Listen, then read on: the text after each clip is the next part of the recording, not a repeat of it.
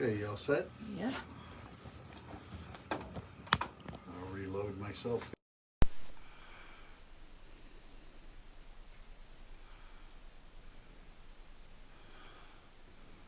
Okay. Uh-oh.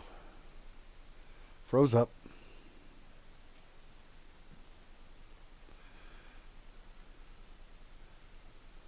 Check the sound. Okay.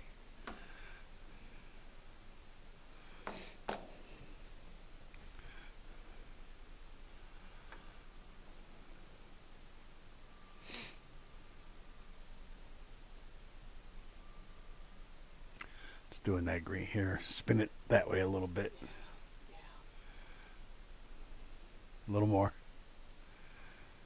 A little more. Okay. That's good right there. Keep forgetting it's on a delay. All right. What is that green? I don't know what that is. Keeps going green screen on me. Crazy computer. It's not doing it on... I don't ever see it on the video when I replay it, so... All right, we'll give a couple minutes, see if anybody wants to play today.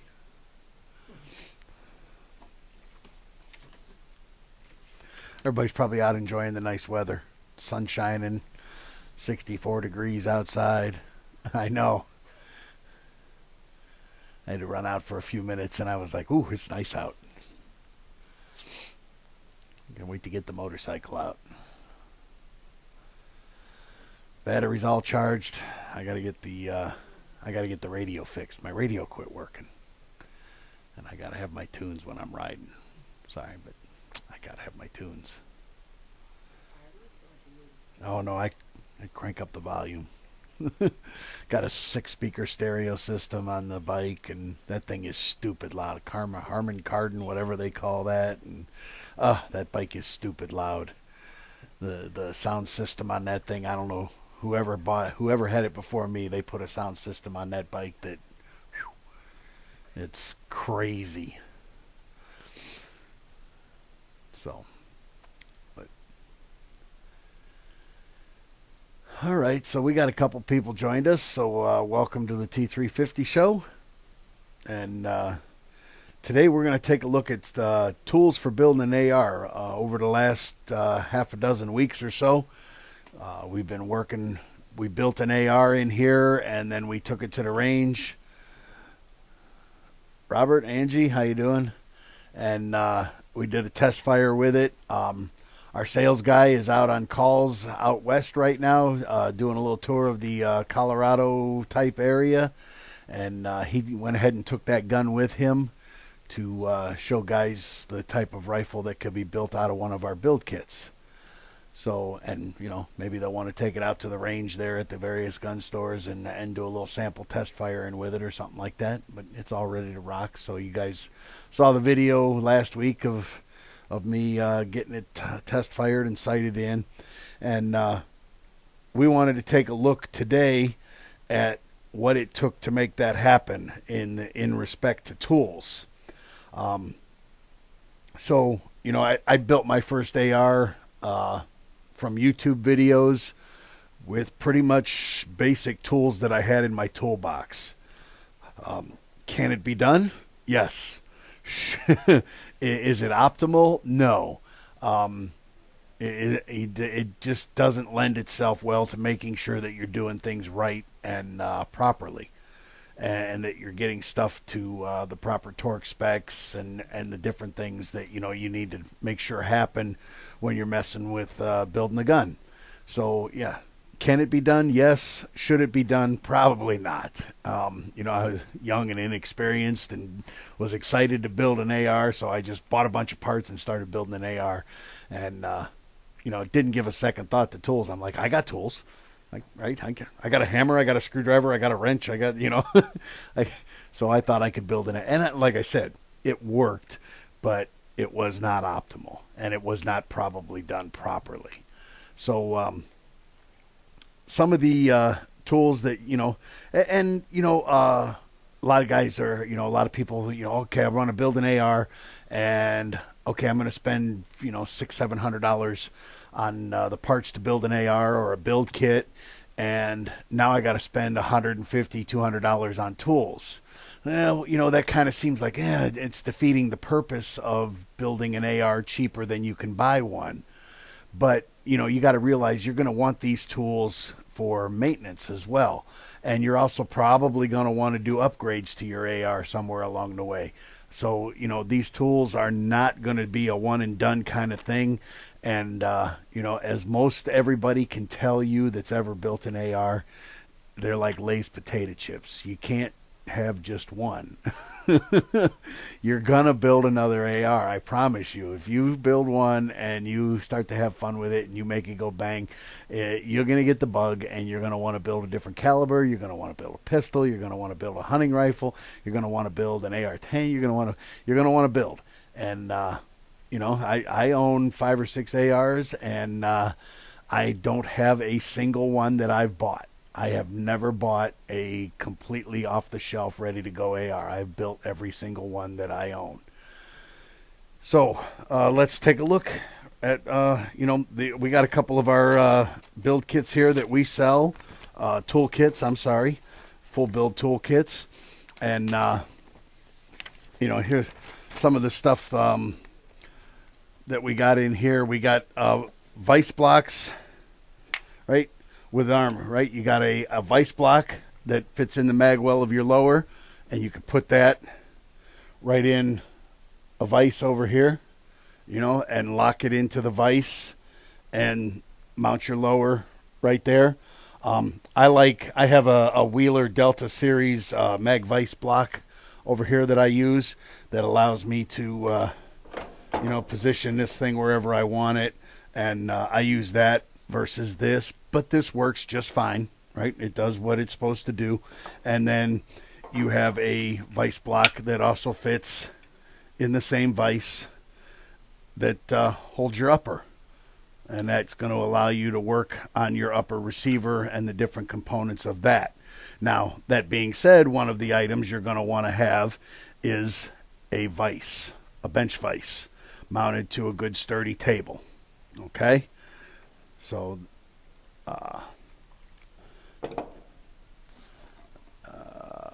and then the armorer's wrench, right? You got a particular armorer's wrench here. These things are designed to do several different things. You got a muzzle device wrench here. You got a castle nut wrench here. You got a spanner wrench. You got a Delta tool wrench here. You got a spot for your torque wrench. So, this does a whole bunch of functions on your rifle. So this is something you're going to want to have too. Torque wrench, right? At least a beam style torque wrench. You don't have to necessarily have a click stop, but you want to have at least a beam style torque wrench. Okay. This is going to be used in a couple of places, and torquing stuff to the proper specs, make sure that your rifle is safe and functioning properly. Roll pins, roll pin punch set. You've got the starter punches that help you. They have a little hole in them. You can put your roll pins in there, and it helps you get your roll pin started.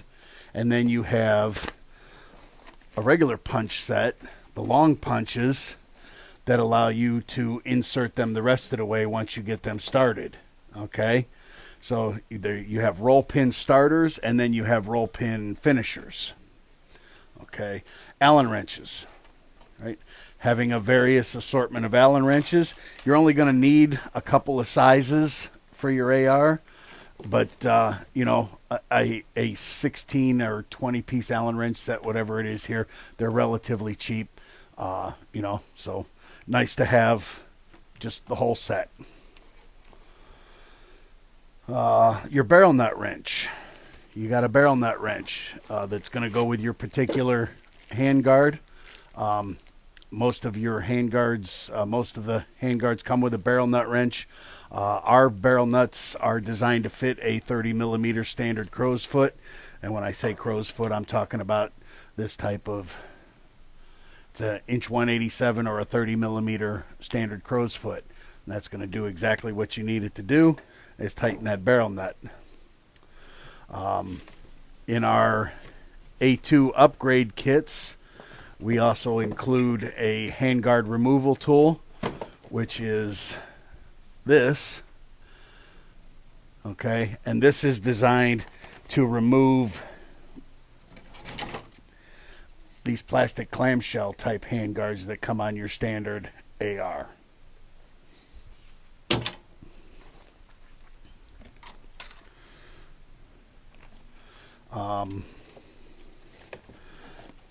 And then a couple of punches, different punches. Doing an A2 or a handguard replacement is a little different than building a full AR, so the toolkit is not quite as extensive if all you're doing is an upgrade. But having the full kit is always a benefit because, like I said, you know, even once you do an upgrade, then you realize how much fun it is to start doing this stuff, and you're going to want to build more. It's just the way it is. So in addition to these kind of what I call non-negotiable tools that you really need to have and should have to do the job properly, you know, having a couple of small crescent wrenches, a pair of pliers, a screwdriver. You're definitely going to want a hammer because, you know, there's some places you have to hammer some parts in, hammer some roll pins in. There's some places you're going to want to tap some stuff. So having a small hammer, doesn't need to be a giant mallet, just a nice small hammer. I keep a little set of gunsmithing files, just on the odd chance that something doesn't fit quite right or whatever, and I need to do a little, you know, there's a burr on something or whatever. It happens. And having a small set of files, or if I booger something up myself, drop it and cause a burr, I can file that down. And then I don't have the jar in here, but Aluma Black from Birchwood Casey. If you do something when you're building your rifle and you have to do this and you have to file the black or you scratch your rifle, whatever it might be, that Aluma Black is really nice. You put a little on a Q-tip, put it on the scratch, put it on the mark, and it turns the aluminum black. So it becomes hardly noticeable again. Having a little bit of a bigger file, besides the little gunsmith files, is always nice. A various assortment of punches, these little attachments that help hold your gun open when you've got it completely built and you're doing maintenance work on it, are always nice to have.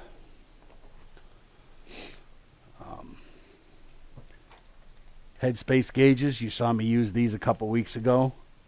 These come in various calibers, making sure that your rifle is built properly and headspaced properly.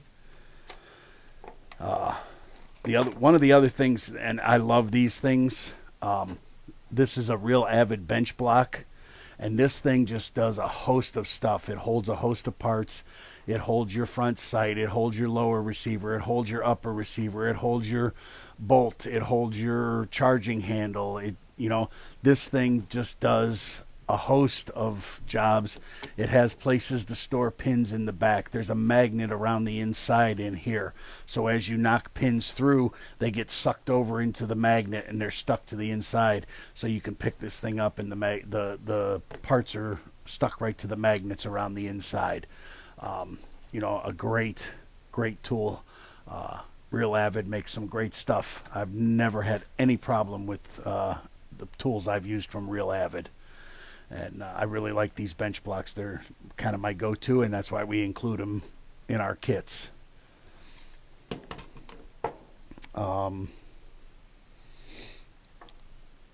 Different, you know, having a host of different barrel nut wrenches, anywhere from 1 1/4 up to 1 1/2 is going to benefit you well if you're building ARs. Everybody's barrel nuts are a little different. You know, anywhere from 1 1/4 to 375 is, you know, in that range is going to be most of your barrel nuts for your AR-15, and 1 1/2 to 1 5/8 is going to be most of your barrel nuts that take a standard wrench, other than the kind that take the 3-prong. Okay, if they got drilled holes in the faces and they take the 3-prong, you're going to use this tool right here to do that. This is a tool that I got, a tool that came with the kit. This is for aligning your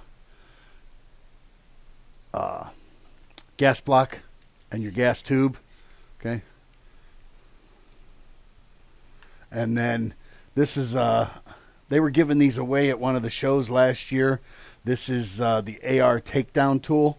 So if your takedown pins are a little tight, and you got to use something to push them, okay?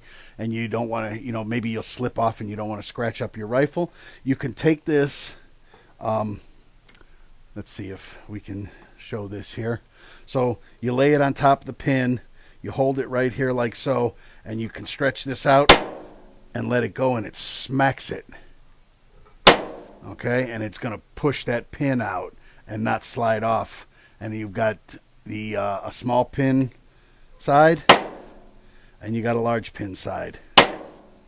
And this also has the hole cut in it for doing the front detent pin on the lower receiver. So it's a multi-purpose tool, and it's a pretty cool little tool. Handy to have. So, you've heard me say again and again, right, having the right tool to do the right job is kind of invaluable. I always like to also have in my build toolkit some tape, either black electrician's tape or duct tape. The various places where I'm going to be pounding or inserting pins, I don't want to slip off and scratch up my anodizing, so I'll put a little tape around there. That way if I do slip off, I'm hitting the tape and not my anodizing. Trying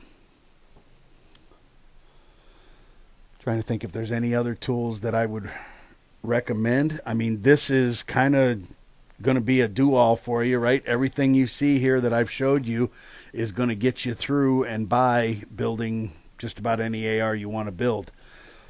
The only other, maybe an inch-pound torque wrench for tightening up handguard bolts and that kind of stuff. I don't worry too much about those as much as, like I do barrel nuts and the castle nut and the different places that you're supposed to torque. And that's the other thing with the castle nuts, right? Having a pointed punch.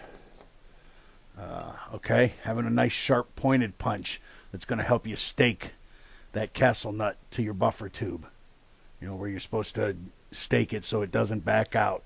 You want that nice sharp pointed tool so you can smack it and deform that metal. And I also use these, and what I've done is taken and ground 2 of these down and made them flatter, and then taken a little drill and kind of dished them a little bit. And I use these for removing the drift pins on an A2 front sight.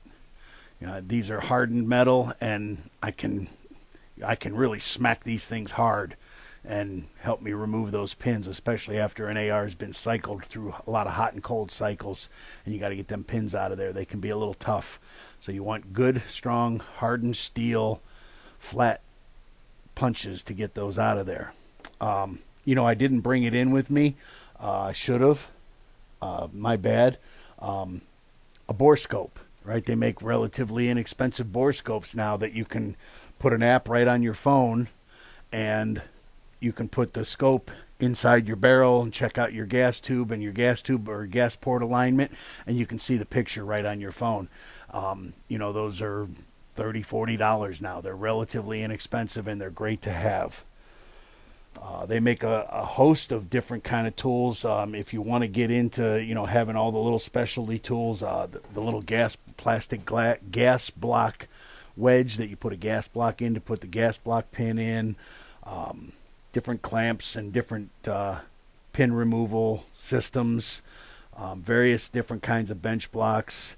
I've seen guys that have, this pretty much the basic set that I have here, everything I need to do what I need to do, but nothing extensive, to guys that have, a pegboard wall with every kind of tool imaginable, everything you could imagine from that, even probably stuff you're not ever going to need, but it looks cool on the wall. So, and then you know, like I said, buying the stuff kind of piecemeal, if you will, it works. Uh, Real Avid makes some great toolkits. Wheeler Delta Series makes some great toolkits. You can't go wrong with any of them. You know, our toolkit is not a brand name. We're actually kind of negotiating with Real Avid right now to maybe start carrying some of their stuff. But, you know, this is a basic toolkit that's going to do everything you need it to do. You got your armorer's wrench, you got your vice blocks, you got your torque wrench, you got your Allen wrenches, you got your drift pin starters, barrel nut wrench. This is, you know, everything you're going to need. Bench block, the basics that you're going to need to build your AR. And then on top of these basics, you know, the stuff that everybody has in their toolbox. The hammer, the crescent wrench, the pliers, and hopefully a nice vice block. If you don't have a vice block, I highly recommend that. I've seen guys try to clamp their receivers down to the table with a board and a C-clamp, and, you know, yes, it works, but it's not optimal, and you could cause more damage. You could do more harm than good doing it that way. So yeah, that's the tools we use to build our AR, to build that AR in here that I did over the last few weeks. And, you know, obviously you saw me take it out to the range, and, you know, that thing performed almost flawlessly. So, you know, usually when someone has trouble with an AR, it's going to be probably a gas issue if it's not cycling, which is probably 8 out of 10 of the problems that we see. And the other thing that we see is that it just wasn't put together properly. Things weren't tightened properly. Things weren't put together properly. Just not having the right tools to do the right job has caused issues further down the line. And then, you know, scratching your gun up, and, you know, ain't nobody building safe queens. We like to run our guns. We like to shoot them. But you certainly don't want to build a brand new gun and have it all scratched up and marred up from the build process. So you want to at least throw it down in the gravel once at the range before you before it gets scratched up, right? So make sure I didn't miss any questions, huh? All right. Richard, how you doing, bud? Russ's new job has kept him away from joining us on the regular shows now. He ends up watching later. I know Russell, he'll make a comment about me still not having a spline tool. I know he will. So, yeah, that's tools. I can't not recommend enough having the right tools to do the right job. Spending a couple hundred dollars is going to pay benefits in the long run. And again, you're going to use those tools time and time again as you do maintenance, as you upgrade, as you do repairs. You know, it's not a one and done thing. So I appreciate everybody. Next week we're going to be back, and we're going to probably be out in the main floor here, out in the inspection room. And we're going to be taking a look at something we haven't played with in a little while. I pulled it out today, and I got the batteries charging. We have a Mantis X10 laser training system, and we're going to have a little fun with that, show you what that's all about. We haven't done anything with that in well over a year. So those of you that have joined the group in the last year, I'm going to show you how to do a little live fire training without actually live firing.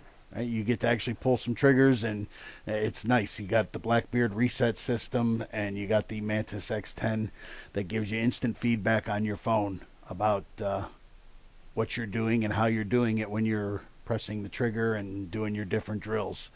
So join us next week as we take a look at the Mantis system. Appreciate you all being here. We'll see you next week. Remember, you don't have to be an expert to build your own AR, to upgrade it, or maintain it. We're here to help you do that. We'll see you guys next week.